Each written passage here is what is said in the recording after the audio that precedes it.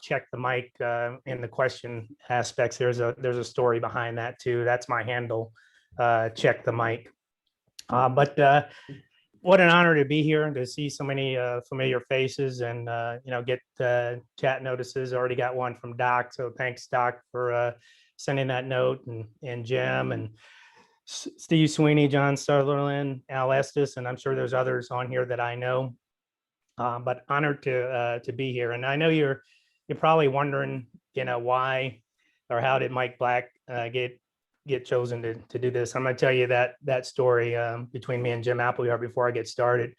So Jim is your VP of programs, and he always likes to do a really good job and does a really good job all the time. And so he was looking for a speaker, and he wanted to he wanted to impress the group, and so he wanted to get somebody who was knowledgeable about comm and an authority in the area. And so he reached out to this guy and said, hey, can you be available on the 15th of April? That person was a very busy person, knew a lot about comm, but his schedule was just too tight. And so he told Jim, maybe next time I can be available. So Jim, went to his second choice, went to try to find another smart person, a person that was athletic and maybe could relate to the crowd and that kind of thing. And, well-known person as well, because Jim knows a lot of people. And Jim reached out to that person. And when you know it, that person is getting ready for the NFL draft and trying to consult and help the Washington football team. And that person wasn't available. So Jim was at his wit's end, and he wanted to impress you guys, and reach out to somebody that was going to wow the audience, if you will. And so he's like, well, I got to get this good-looking guy that looks good on camera, and is articulate and that kind of thing. And so Jim asked that person. And I didn't have the heart to turn him down 3 times. So I told him I'd be here, for this. So just kidding, Jim. Jim and I are real good friends. And, as soon as he asked me to be a part of it, I said I would. I think somebody is driving the slides. If somebody could put up the slides, and we'll go ahead and get started.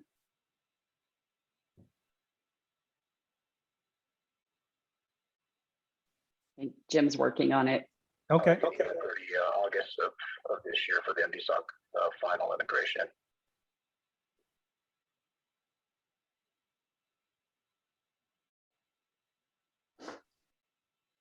Jim, you good?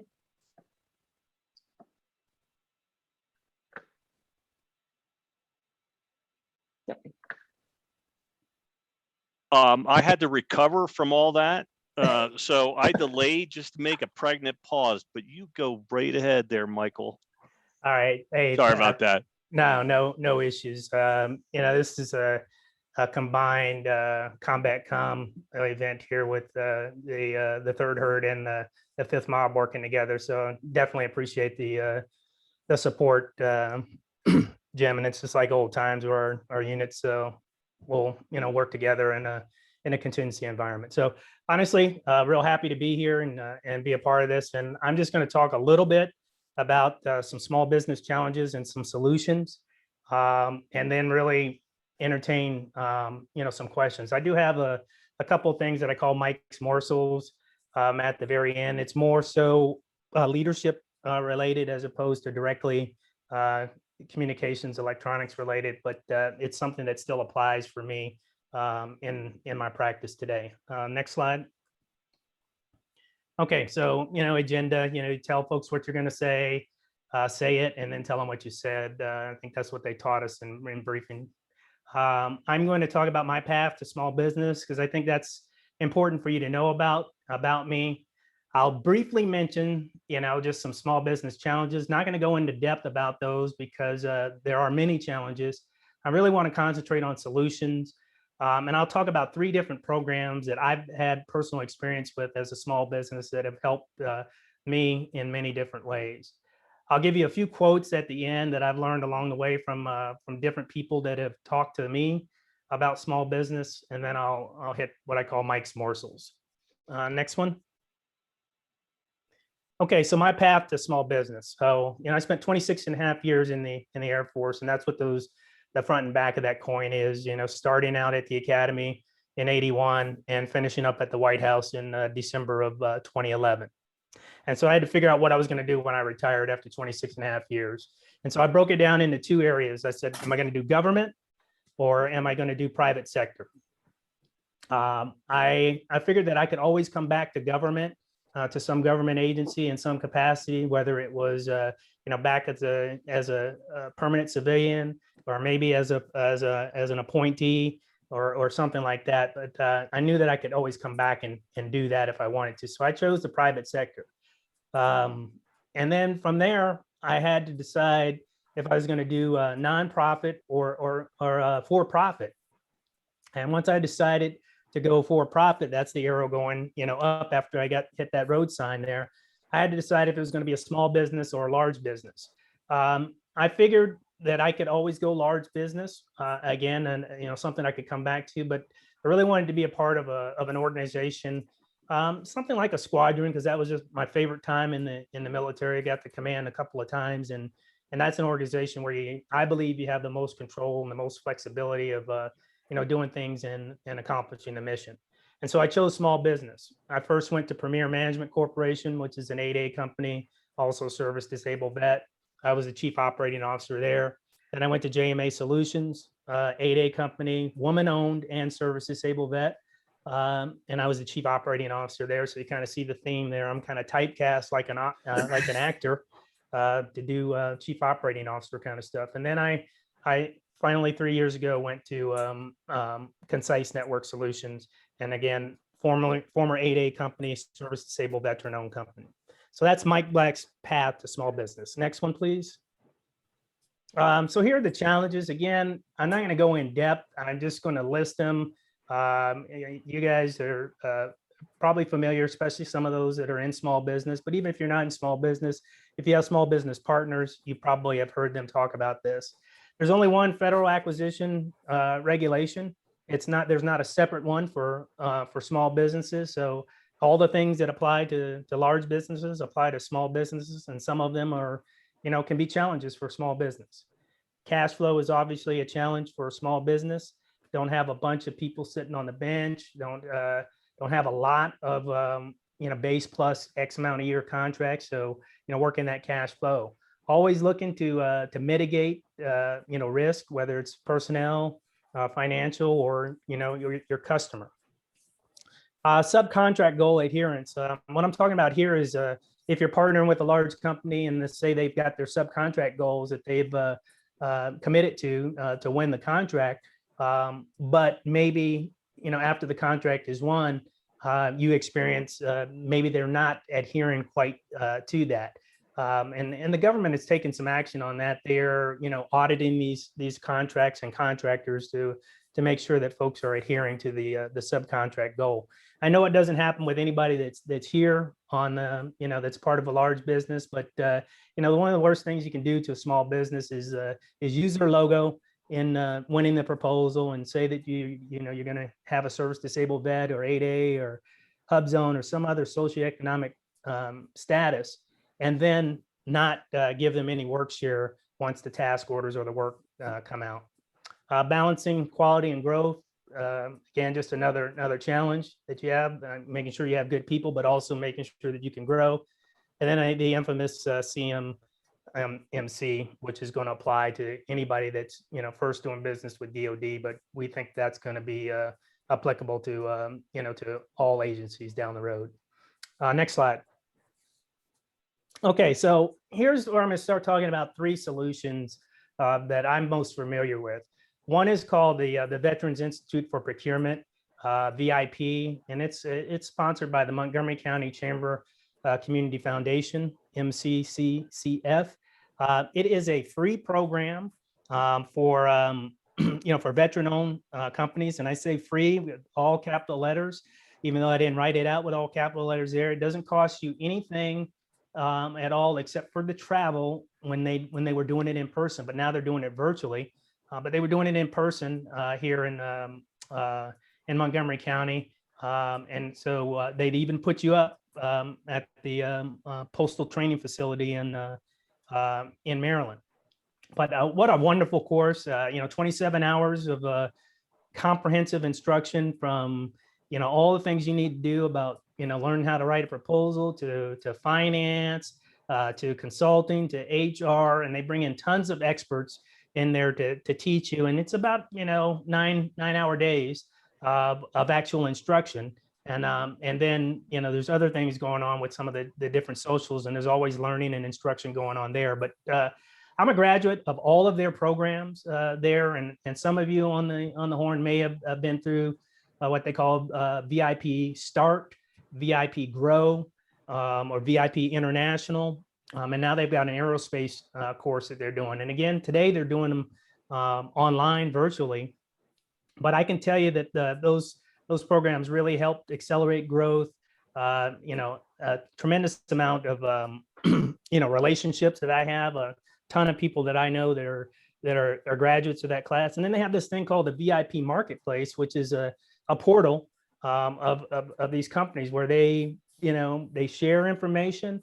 They put on there, hey, I'm going after this Oasis contract vehicle, and I'm looking for for partners, service disabled veteran-owned or veteran-owned partners that have this capability.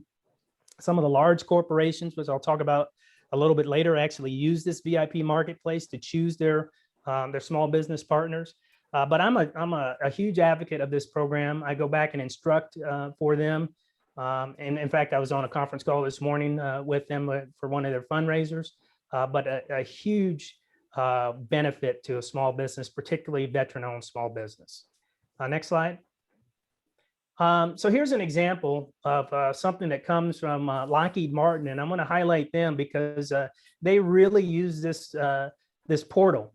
So they send out weekly exclusive opportunities for VIP graduate companies. So if you're in that marketplace and you do something like manufacturing, in this case, this came out for an open requirement this week. So this is real. I didn't make this up. I got this, and I get these emails every week. They will look for a veteran-owned company that's a graduate of the VIP program to fulfill that requirement. And basically, you have if you say you can do it, you'll have about a 5-minute pitch to show that you can do it. And if they think that you can do it and they think you're the best choice, then you're going to end up getting a subcontract to support them. And this is not a one-time type thing. I get these messages every single week from Lockheed Martin. And again, that's a result of being a graduate of that VIP program. Next slide.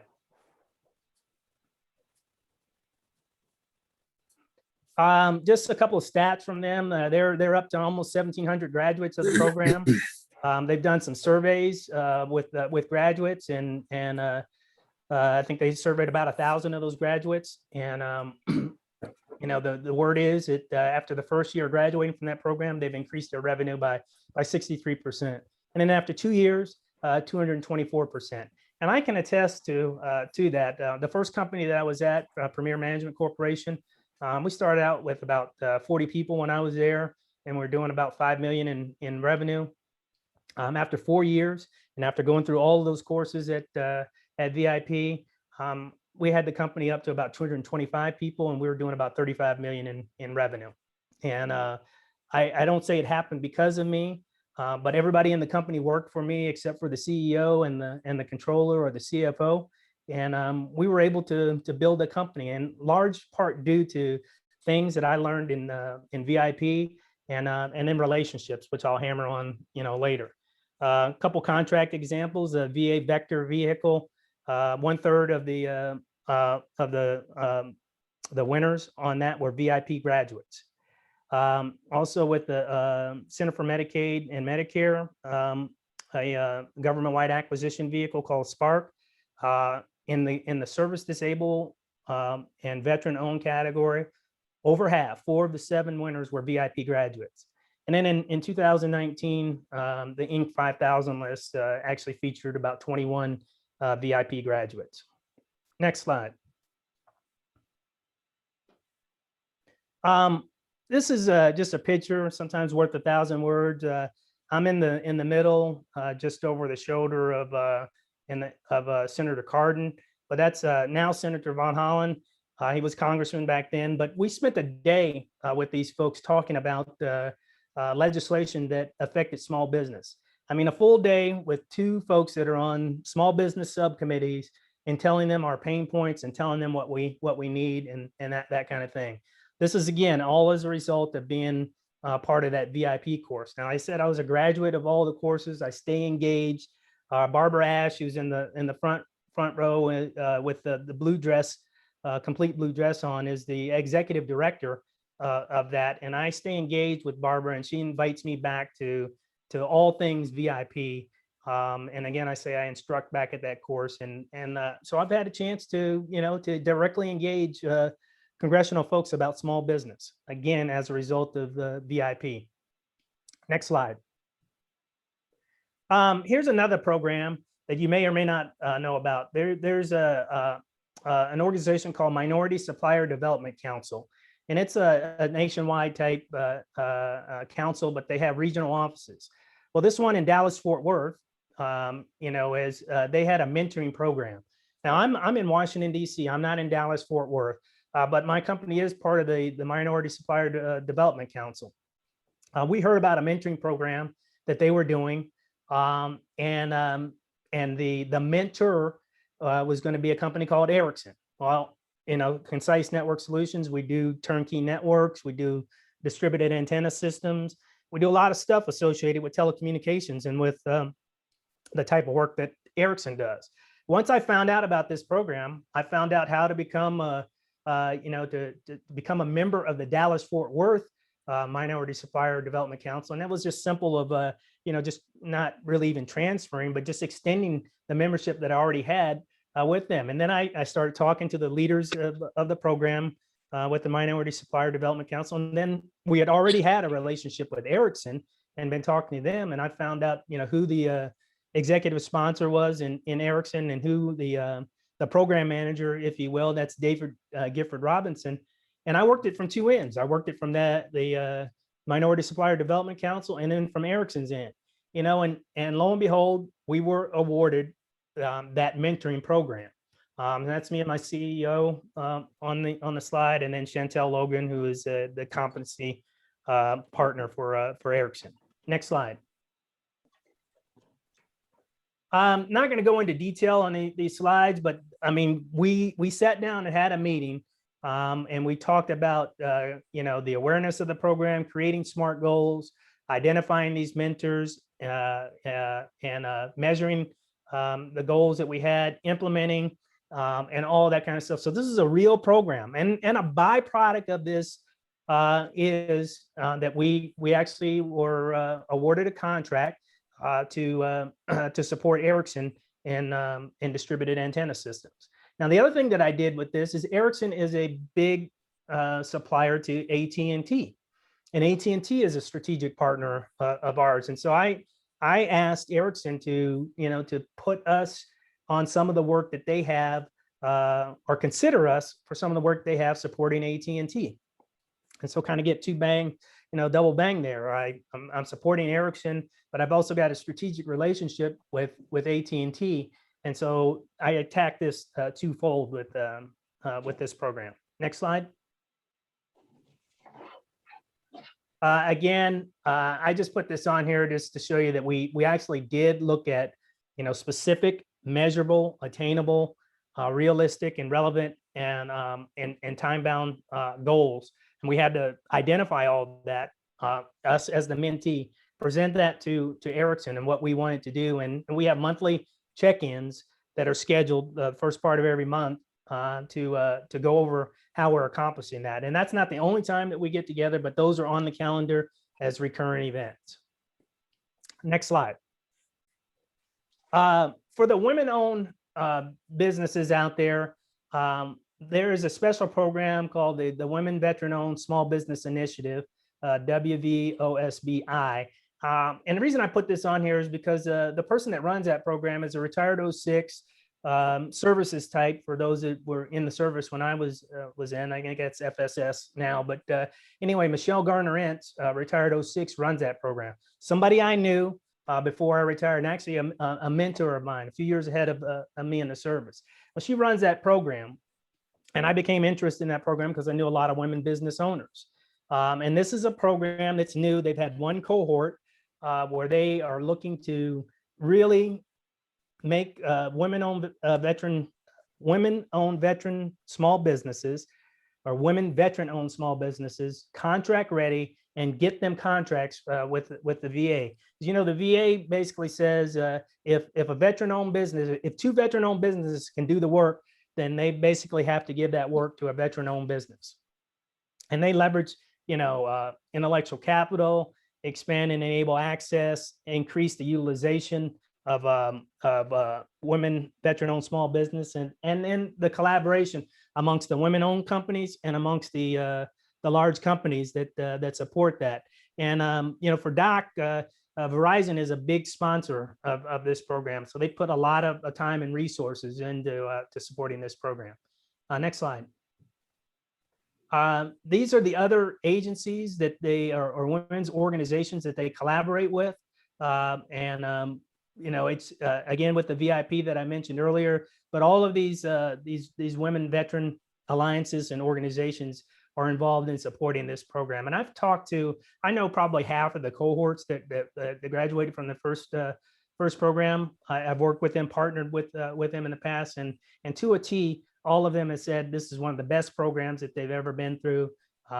They have, you know, they've seen results of this, and great support from the corporate sponsors. And so this is another, you know, small business solution that's, you know, it's featured for women-owned companies, but they're, you know, you probably know some. There may be some of you out there that are women-owned, veteran-owned small businesses. But I encourage you to find out more about these, and I can talk a lot more about all of these programs. You know, you've got my my email information, and Jim knows how to get in touch with me, and Vanessa as well, if you want to know more about any of these programs. Next slide. I think I hit on some of these already. There's a vendor information page that the VA uses to identify women-owned businesses for opportunities. You get populated, your information gets populated for that, so that those acquisition folks and contract folks will know which companies to go after. I talked about relationships. I talked about teaming with others, and being contract ready. And then you know, getting a presence on the government-wide acquisition contract vehicles that everybody is going to. I mean, the VA is, you know, they're bundling and packaging these things, and it's this is an opportunity for these women veteran-owned small businesses to make a presence, have a name for themselves, and be a part of this. Next slide. Okay, here's some quotes. These are not my quotes, but I've captured these because they mean something to me. In that VIP course, a guy said to us, "Pigs get fat, hogs get slaughtered." And I was like, wow, that's saying a lot. I mean, I thought about my grandfather down in a small town in Alabama, raising the you know, the pigs and hogs on the farm. And I think what he meant there is that there's plenty out there to eat, and so you can't eat it all. So don't try to eat it all. There's plenty of work out there, so don't try to get it all. You know, hogs get slaughtered. I mean, just be a pig and be fat and lay in the mud and be happy, and don't get yourself slaughtered. Companies don't team with you to help you. They team with you to help themselves. You have to show them that teaming helps you. Teaming with you helps them. This Barry Kane it was one of the instructor, and these are part of his Kane's rules. But I just captured a few of them because it just meant so much to me and so real. You are never so vulnerable as you are as the incumbent. So don't get you know, too happy with you know, being the incumbent. You're not guaranteed to you know, to win the contract if you're the incumbent. You still got to prove yourself. Don't strive for customer satisfaction. Strive for customer loyalty. I think that's important. You know, you can say, yeah, I got a happy customer, but is that person going to come back to you and hire you? Are they going to write you a great CPARS or a great recommendation? Here's another good one that I think just applies particularly to small business, but just business in general. Every day, try to do one thing for revenue generation. I try to do that, today. I try to make sure that there's something that I do for revenue to help revenue generation for whoever I'm supporting. If it can be measured, it can be improved. I mean, that's just kind of goes without saying. And you can always make more money, but you can't make more time. And so, be judicious with your time. Next slide. These are Mike's morsels, not so much about small business, but I always like to, I'm passionate about leadership, and this is part of my leadership philosophy. And I think it applies in business as well. Always take care of your people. You heard me say stuff about relationships. Relationships are important. Obviously I've known Jim for a while, since we were, in the service together, and we still have this relationship going, today. And I try to see him, oftentimes when I come into Colorado Springs, and that's the reason why I'm here to, to present today. It's about that relationship, and he's somebody that I trust. He's somebody that I want to be around, and I believe the feeling is mutual, and relationships are important. Always want to shorten the learning curve, and I always say you got to add stuff to your toolbox. Today we carry a virtual toolbox, which makes it easy. You can put as much stuff in your virtual toolbox as you want. And go to it all the time. So it's not heavy. Everything is an opportunity. What you do with that opportunity is what defines you. Another very important one. If your folks look good, you look good. So you don't have to be that person that stands out in front and say, "Look at me." Please take care of your people. Make sure that your folks look good. Trust me. Just like the military, they know who the leader is. You don't have to stick your head and your chest out there to say, "I'm the boss," and I'm the one. Competition is great, but not at the expense of others. Now, I mean, we're in a competitive environment, trying to win contracts and that kind of stuff, but I try not to ever step on anybody or walk over anybody. Friendly competition is great. I grew up playing sports, and it's all about that, but I'm never going to try to, take anybody down or embarrass anybody. I just think it's part of the golden rule. I'm a person that likes to be micro-informed. I don't micromanage. Now, some of my folks might feel different about that. I know Al Estes is on here. Hopefully, I didn't micromanage him when we worked together. But I think there's a difference. If I'm micro-informed, I can make the best possible decision for the organization.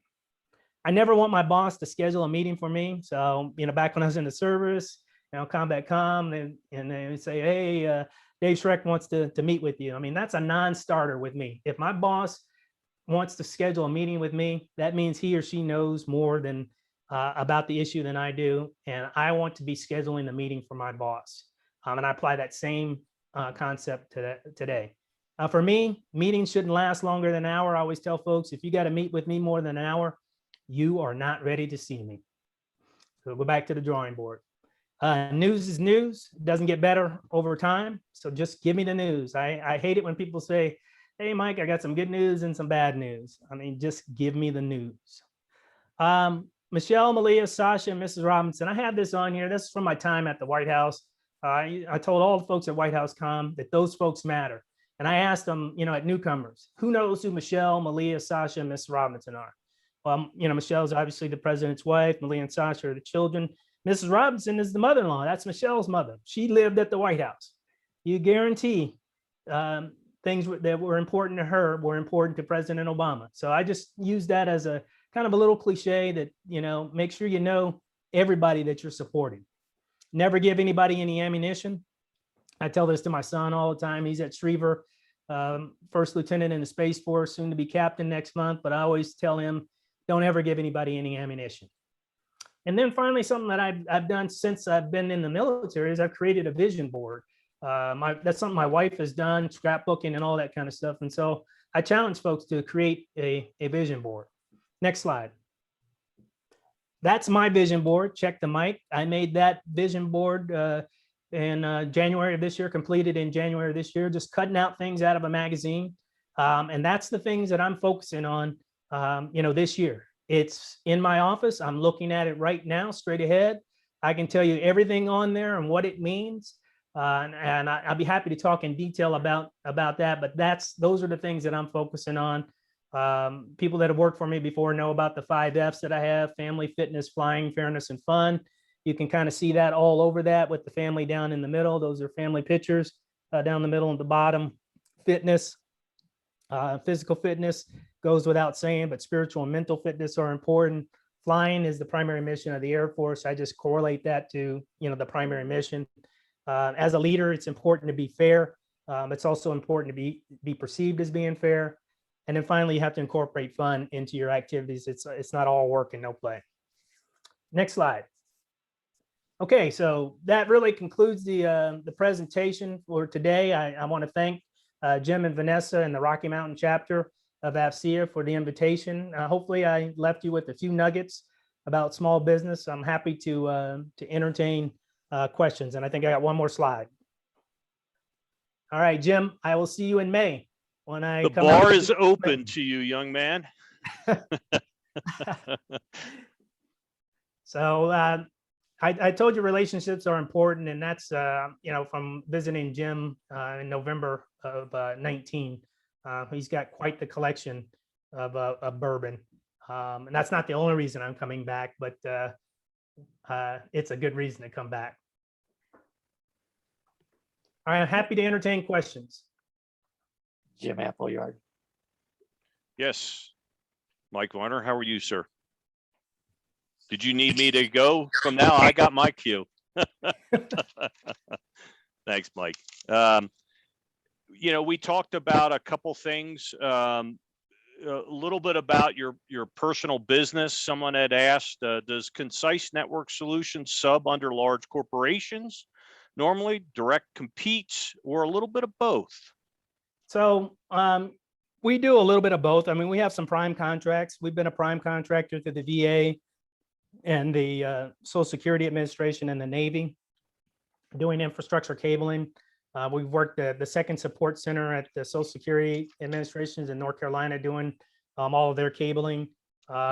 We've done a distributed antenna system for the Navy in Orlando, just completed that, about 250,000 square foot building. So all the major carriers could use their cell phones in that area. We've done stuff prior to my time there. We've done stuff as large as stadiums, Alamo Dome, Razorback Stadium, Georgia Dome, a couple of basketball arenas. Today those arenas are not just butts and seats. First responders have to be able to communicate. Everybody's got to be able to live stream from there. So we do a little of both. Both are competing for contracts on our own, and then subbing.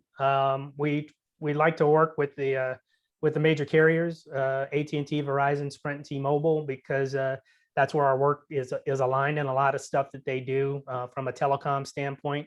Also work with some of the OEM providers to them, like Corning, CommScope, Ericsson, Solid, a different JMA than the JMA that I work for. So yeah, a little of both. All right. There's a very specific question, but I'll let you, I'll give you a softball portion of it and tell you that, they're looking for a specific agency. Could you please highlight how to connect small businesses to government agencies? I think you gave a little bit of that. Someone was asking specifically about the MDA, the Missile Defense Agency. Yeah. So how do you do the connection? Yeah, what I typically do is, I use my experience with the Veterans Institute and procurement. I actually moderate panels for them on the last day, just before graduation. I'm the moderator for the small business panel, small business liaison, or OSDBUs that come to that. And so I've actually met many of the small business folks, Army, Navy, Air Force, DOD, Health and Human Services, a few others. I don't know the current person at MDA, but I'm sure I know somebody there. There's, I always say this, there's 1 degree of separation between me and anybody you want to meet. So if I don't know them, there's somebody I know that knows them, and I'd be willing to tackle that specifically for anybody that asked that question about the MDA. But generally speaking, I talk about relationships, and it's really about relationships. I mean, the contracting squadron commander when I was a commander of First Com at Langley is a guy by the name of Scott Kaiser. Scott is the small business SES for the Air Force. Well, when they were doing closeout at Langley in 2004 and 2005, everybody knows contracting is busy on the last day. I went over there and worked with his folks. I brought pizza over to his folks until midnight and worked with it. Now, obviously, yeah, they were doing some stuff for me, closing out some contracts, but you better believe that Scott Kaiser knows who Mike Black is. And now Scott is, director of small business for the Air Force. Well, I can go back and say, hey man, you remember when we were together 17 years ago and, I helped you? I'm not saying, that he's going to do something for me, but I certainly don't want to be introducing myself to somebody when I need something from them. I want to already have met them and know them. And so I can go up to Scott. This is a figure of speech here and say, hey, Scott, give me $1 million. He's going to know who I am. But if I'm say, hey, I'm Mike Black, I'm glad to meet you. You got $1 million for me? That ain't going to fly.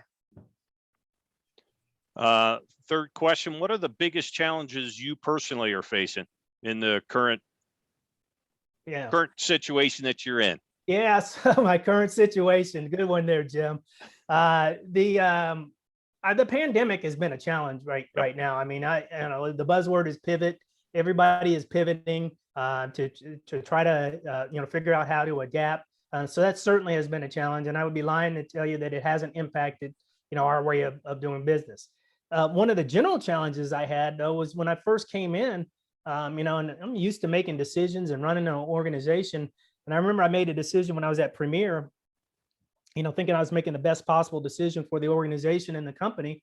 And my boss, my CEO said, well, what about the company? What about revenue? And did you think about that? And I'll be honest with you, I didn't. I was just thinking about, hey, this is how we're going to tackle this, and let's go and, follow the orders. But that I learned to take in business that you must take the impact on the bottom line, revenue, into consideration, especially a small business. And so now when I do my analysis of making a decision, I always think about the impact on the bottom line and revenue. I hate to. Steve Sweeney has a good question for you. Mike, you mentioned mentorship, and I know you're passionate about mentorship. I do personally know that. Throughout your United States Air Force career, were you still able to effectively mentor within your private sector companies? And are there any key differences? Yeah, no, Steve, thanks for that question. Yes, mentorship is definitely a passion of mine, and I served with Steve on the air staff, and I believe I call Steve a teammate, but I believe I did some mentoring for Steve, and I believe I have done some mentoring for Steve, and mentorship is something that I'm just it's just in my heart. And I think it's applicable in the private sector as it was in the military. And so today I still do that. I'm learning more about the business world to be able to mentor in that world, but I'm still mentoring folks that come into the private sector from the military, folks that I've crossed paths with and served with. And I think that's important to shorten that learning curve. That was on Mike's morsels, shorten that learning curve for those folks as well. And you just really be surprised. I know I'm preaching to the choir here, but if you do something good, you do the right thing, you're going to be rewarded greater than what you did for that individual. And that is, I'm not here to preach to you, but I believe that.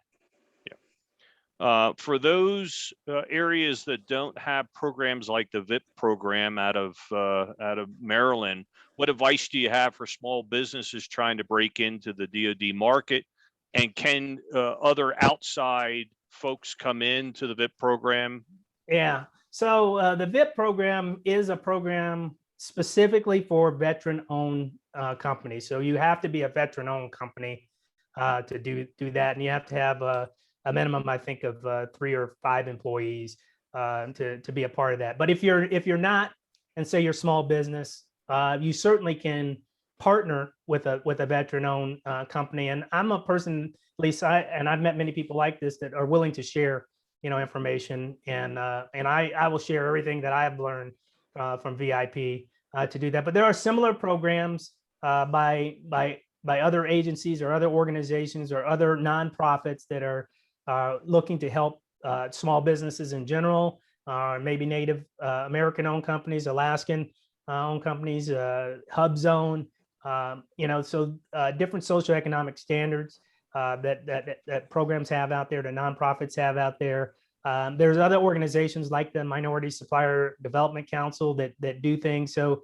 there's a wealth of resources out there.